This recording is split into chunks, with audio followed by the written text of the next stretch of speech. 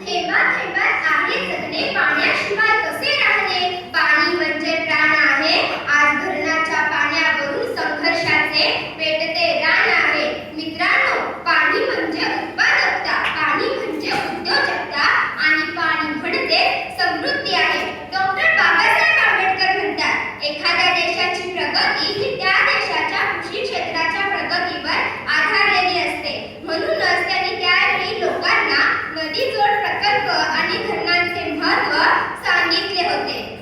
महाराष्ट्रातील दुष्काळ या पुस्तकाचे लेखक विजय अण्णा बोराडे विनोदाने असं म्हणतात की धरणाच्या पाण्यावर फक्त शेतीचा हक्क आहे असे समजू नका, कारण आज धरणाचे पाणी कोणी पण आणि कशासाठी पण वापरत आहे.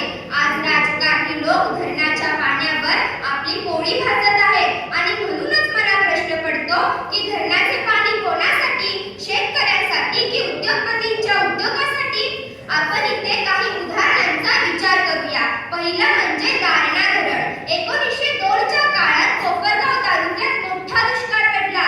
यावर उपाय म्हणून दारणा हे धरण बांधण्यात आले. पाण्याची उपलब्धता झाल्यामुळे शेतीत वाढ झाली, कारखाने निर्माण झाले, सुबकता वाढली, ऊसाचे मळे फुलू लागले आणि राज्यातील प्रसिद्ध गुळाची बाजारपेठ म्हणून कोपरगाव प्रसिद्ध झाले.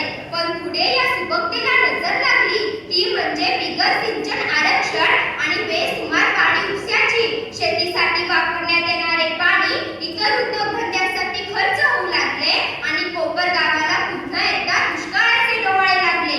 या आरक्षणामुळे शेती व्यवसाय अडचणीत आला आहे आणि आज हेच आरक्षण 70% जाऊन पोहोचले आहे. त्यामुळे शेतीचा शाश्वत विकास करून तिथल्या शेतकऱ्यांचे जीवनमान आपण उंचावले पाहिजे. पुढचे उदाहरण म्हणजे पालखेडचे मनमाडचे पालखेड धरण.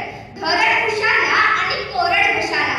काही ठिकाणी अशी परिस्थिती निर्माण झाली आहे की धरण भरभरून वाहत आहे, पण गावाला आणि शहराला पाणीच मिळत नाही. कारण राजकीय वादामध्ये धरणाचे पाणी कोणाला द्यायचे, शेतकऱ्याला की उद्योगाला. मजा पाण्यावर शेतकऱ्याचा हक्क आहे, तेच पाणी त्याला मिळत नाही. खरं तर धरणाच्या पाण्यावर 80% हक्क हा शेती आणि पिण्याच्या पाण्याचा आहे. पण आज चुकीच्या निर्णयामुळे हेच पाणी दुसरीकडे वळवले जात आहे. हे कुठेतरी थांबवले पाहिजे. पुढचे उदाहरण म्हणजे पुण्यातील खडकवासला धरण.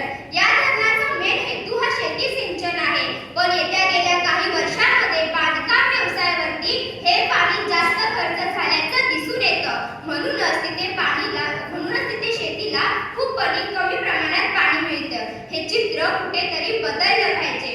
पुढचं उदाहरण म्हणजे कोल्हापूरचे पाटगाव धरण. शेतीच्या विकासासाठी भुदरगड तालुक्यात हे धरण बांधण्यात आलं. या धरणामुळे शेती व्यवसायाला चालना मिळाली. पाटगाव गावचा पर्यटनाच्या दृष्टिकोनातून विकास होऊ लागला.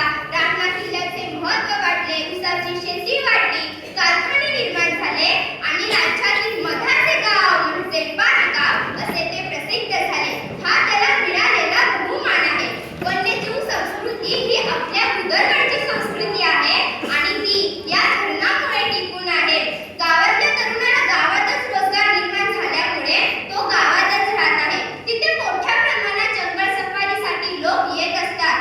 पण भुदरगडच्या या हसत्या-खेळत्या वातावरणाला कोणाची तरी नजर लागली आहे. म्हणूनच कोकणातील वीज प्रकल्पासाठी या धरणाचे पाणी कोकणात वळवण्याचा प्रयत्न सुरू आहे. पण जर का असं झालं तर मोठ्या प्रमाणात वृक्षतोड होईल, वन्यजीव संस्कृती संपुष्टात येईल, शेती बंद पडेल, कारखाने बंद पडतील आणि मग पुन्हा एकदा इथला तरुण रोजगाराच्या शोधामध्ये शहराची वाट धरेल. आणि म्हणूनच मला असं वाटतं की धरणाचे पाणी कोणासाठी, शेतकऱ्यासाठी की उद्योगासाठी. गौतम बुद्ध म्हणतात, तुम्ही जगा आणि दुसऱ्याला देखील जगू द्या. तुम्ही उद्योग जरूर निर्माण करा, पण दुसऱ्याच्या पोटावर पाय आणू नका. शेतीला पूरक असं उद्योग निर्माण करा. राजकारण करण्यापेक्षा व्यक्तिमत्वाच्या विकासावर भर द्या. त्यावेळी गांधीजींनी मिठाचा सत्याग्रह केला होता. आज भुदरगडच्या शेतकऱ्याला पाण्याचा सत्याग्रह करायला लागतोय. ही बाब किती चिंतनीय आहे. शेवटी एवढंच म्हणेन की धरणा